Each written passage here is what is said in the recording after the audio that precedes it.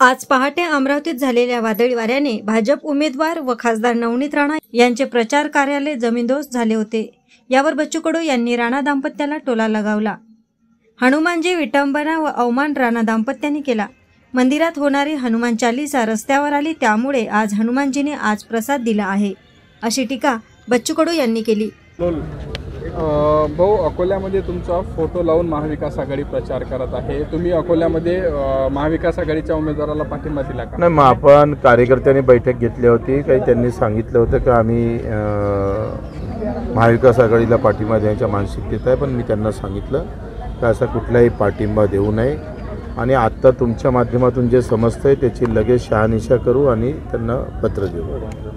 महाविकास आघाडी जी आहे ते तुमचा अजूनही पाठिंबा असल्याचं बोलतंय आणि तुमचा फोटो लावून प्रचार सुद्धा करत आहे। मला वाटते माहीत नाही, मी माहिती घेऊन लगेच त्याच्यावर कारवाई करू। आपल्याकडे आला होता तो प्रस्ताव आला होता, पण आम्ही निर्णय घेतला नाही, कुठेही पाठिंबा नाही।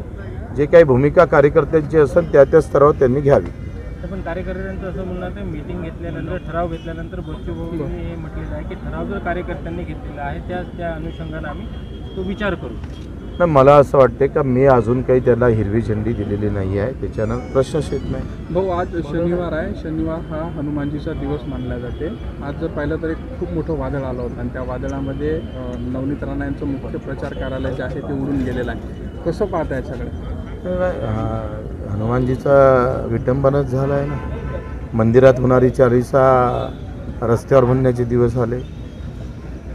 बाळासाहेबांच्या मातोश्रीवर ज्यांनी अख्ख्या देशाला हिंदुत्व सांगितलं त्यांचेच फोटो लावते आता ते।